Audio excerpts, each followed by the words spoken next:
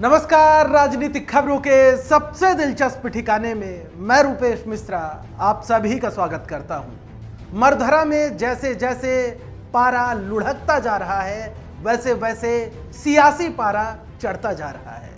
मरधरा के सियासी रण में इन दिनों बीटीपी और ओवैसी की गठबंधन को लेकर जबरदस्त चर्चाएं हो रही हैं। दरअसल इस गठबंधन से जो सबसे ज्यादा नुकसान है वो कांग्रेस पार्टी को उठाना पड़ेगा। लिहाजा कांग्रेस पार्टी के अंदर इस मामलात को लेकर खलबली तो मची ही हुई है, लेकिन जो कांग्रेस पार्टी के नेता हैं वो इस मुद्दे को लेकर बेहद सधे हुए बयान दे रहे हैं। गहलोत सरकार के परिवहन मंत्री प्रताप सिंह खाचरियावास ने ओवैसी और बीटीपी की जुगलबंदी पर कहा है कि ओवैसी और बीटीपी के गठबंधन से राजस्थान पर कोई फर्क नहीं पड़ने वाला है, क्योंकि राजस्थान का जो सियासी मिजाज है वो बिल्कुल अलग है। वहीं मुख्य सचेतक महेश जोशी ने इस मामलात को लेकर पहले भी बयान दिया था। उन्होंने ओवैसी की एंट्री पर पहले कहा था कि ओवैसी भारतीय जनता पार्टी के सिर्फ और सिर्फ एजेंट हैं।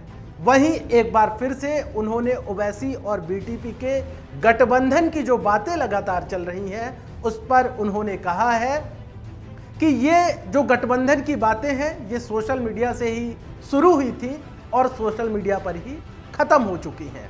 वहीं बीटीपी के विधायकों ने जो समर्थन वापसी की बात कही थी बीटीपी ने, उस पर भी महेश जोशी ने साफ तौर पे कहा है कि 14 अगस्त को जो निर्दलीय और अन्य पार्टियों के विधायक ने जिस प्रकार से गहलोत सरकार को जो समर्थन पत्र सौंपा था वो समर्थन यथावत बरकरार है। यानी सिर्फ और सिर्फ गहलोत सरकार से सिर्फ 2 विधायक जो जिनका देहांत हो गया है, मास्टर भंवरलाल और कैलाश त्रिवेदी, वो कम हुए हैं। अभी जो बहुमत का आंकड़ा है वो 121 है। लिहाजा गहलोत सरकार पूरी तरीके से सेफ है और बीटीपी के विधायकों ने अभी समर्थन वापस नहीं लिया है। लेकिन वहीं दूसरी ओर जानकारी होगी आपको कि किस तरीके से बीटीपी ने साफ तौर पे कहा है कि जिस गहलोत सरकार को उसने संकट के वक्त साथ दिया, गहलोत सरकार के साथ खड़े हुए, उन्होंने ही उनके साथ धोखा किया है। गौरतलब है कि अभी ही हाल में जिला परिषद और जिला प्रमुख के चुनाव संपन्न हुए और इस चुनाव में जिस प्रकार से बीटीपी को रोकने के लिए भारतीय जनता पार्टी और कांग्रेस पार्टी के बीच जो गठबंधन हुआ उससे बीटीपी आहत हुई है और कांग्रेस पार्टी पर बीटीपी ने इस मामलात को लेकर धोखेबाजी करने का आरोप लगाया है। कल भी हमने जब बीटीपी के विधायक राजकुमार रोत से बात कही थी तो उन्होंने साफ तौर पर मुख्यमंत्री गहलोत पर निशाना साधा था और कहा कि मुख्यमंत्री गहलोत की छवि बेहद अच्छी है, लेकिन इस प्रकार से धोखेबाजी क्यों की गई ये नहीं मालूम।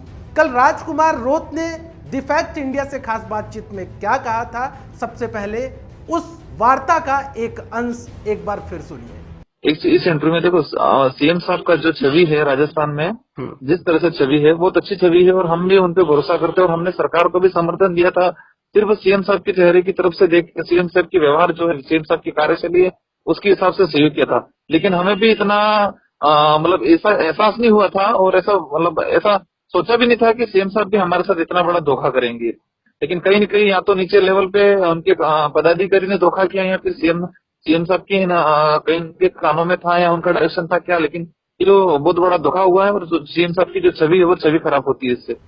तो सुना आपने किस तरीके से बीटीपी इन दिनों कांग्रेस पार्टी से खासा नाराज चल रही है और इस नाराजगी का फायदा अब ओवैसी लेने के मूड में दिख रहे हैं, क्योंकि जब बीटीपी ने ट्विटर के जरिए अपनी नाराजगी जाहिर की थी, बीजेपी और कांग्रेस को गठबंधन के लिए जब बधाई दी थी, तब ओवैसी बीटीपी के साथ खड़े हुए और बीटीपी को उन्होंने किंग मेकर तक बता दिया और गठबंधन का न्योता दे दिया। बीटीपी विधायक राजकुमार रोत ने भी कल हमसे खास बातचीत में ये कहा है कि ओवैसी अगर ऐसा करते हैं तो हम उनका स्वागत करते हैं। और जाहिर तौर पर सियासी विश्लेषकों का भी कहना है कि यदि बीटीपी और ओवैसी सूबे की सियासत में यदि गठबंधन करते हैं तो तकरीबन 50 सीटों का समीकरण बिगड़ सकता है और इस गठबंधन से जो सबसे ज्यादा नुकसान होगा वो कांग्रेस पार्टी को ही उठाना पड़ेगा। लिहाजा जाहिर तौर पर कांग्रेस पार्टी के नेताओं का चिंतित होना लाजमी है, लेकिन इस मामलात को लेकर तस्वीर कब साफ होगी, इस पर तमाम सियासी लोगों की, सियासी विश्लेषकों की और आवाम की निगाहें बनी हुई हैं। नमस्कार।